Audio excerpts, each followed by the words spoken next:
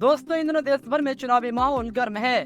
पूरा देश चुनावी रंगों में रंगा हुआ है और सभी की निगाहें 4 जून को टिकी हुई है। ऐसे में हम आज के इस वीडियो में बात करेंगे कि लोकसभा चुनाव 2024 में किस पार्टी की सरकार बनने जा रही है और जानेंगे कि देश के 4 सबसे ज्यादा लोकसभा सीटों वाले राज्यों यानी कि यूपी, महाराष्ट्र, पश्चिम बंगाल और बिहार में किस पार्टी को कितनी सीटें मिल रही है।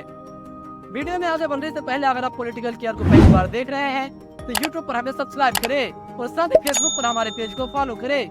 चलिए अब वीडियो शुरू करते हैं। तो दोस्तों, आपको बता दें कि अभी तक देश भर में 5 चरणों के चुनाव संपन्न हो चुके हैं और बाकी के सीटों पर अगले 2 चरणों में चुनाव होने हैं। ऐसे में कई सारे चैनलों के द्वारा पब्लिक ओपिनियन पोल भी जारी कर दिया गया है। कुछ चैनलों ने चुनाव से पहले ही पब्लिक ओपिनियन पोल जारी किया है तो कुछ चैनलों ने हाल फिलहाल में ही जारी किया है। कुछ दिनों पहले ही एबीपी न्यूज सी वोटर द्वारा किए गए सर्वे में भारत की सत्तारूढ़ गठबंधन एनडीए को तीसरी बार बहुमत मिलता हुआ दिखाया गया है। खैर दोस्तों, सर्वे में कितनी सच्चाई है तो मैं आप पर छोड़ना चाहूंगा, क्योंकि आप भी इन न्यूज चैनलों की सच्चाई से जरूर वाकिफ होंगे। एबीपी न्यूज के सी वोटर सर्वे के मुताबिक इस बार बीजेपी के नेतृत्व वाली एनडीए को कुल 543 सीटों में से 373 सीटें मिलने का अनुमान है। तो वहीं बीजेपी के वोट शेयर में भी वृद्धि हुई है।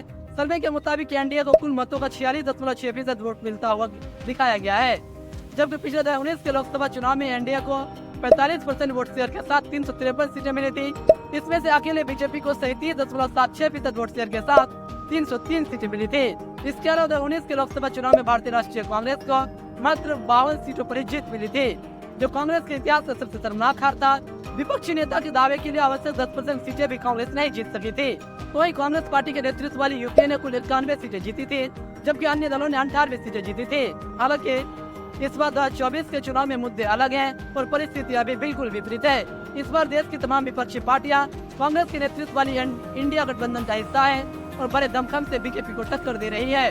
जहां बीजेपी के बड़े बड़े नेता प्रधानमंत्री नरेंद्र मोदी से लेकर गृह मंत्री अमित शाह तक पूरे चुनाव में हिंदू मुस्लिम का वोटों का ध्रुवीकरण करना चाहते हैं, तो वहीं इंडिया गठबंधन के नेता रोजगार की बात कर रहे हैं, गरीबी महंगाई और किसानों की बात कर रहे हैं। बीजेपी ने पिछले 10 सालों में कोई ऐसा कार्य किया ही नहीं जिसके बेसिस पर वो जनता से वोट मांग सके, इसलिए अपना हिंदू मुस्लिम वाला कार्ड खेल रहे हैं।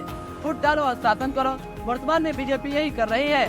बीजेपी हमेशा हिंदू मुस्लिम मंदिर मस्जिद कर असल मुद्दों से लोगों का ध्यान भटकाना चाहती है और भारत के 80% बहुसंख्यक समुदाय को 15% अल्पसंख्यकों का डर दिखाया जाता है।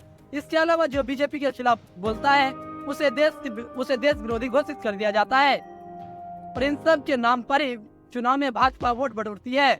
लेकिन अब देश की जनता समझ चुकी है कि बीजेपी को देश के असल मुद्दों से कोई मतलब ही नहीं है।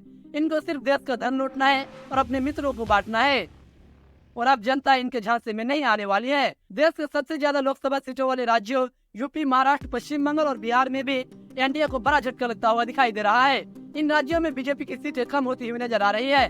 खैर दोस्तों, अब आने वाले 4 जून को ये देखने को मिलेगा कि राहुल गांधी की मोहब्बत सत्ता में आती है या फिर नरेंद्र मोदी का झूठ। बाकी दोस्तों, आपको क्या लगता है इस बार इंडिया या फिर एनडीए? अपनी राय कमेंट सेक्शन में जरूर बताएं और ऐसे इंटरेस्टिंग वीडियोस के लिए हमारे चैनल को सब्सक्राइब जरूर करें।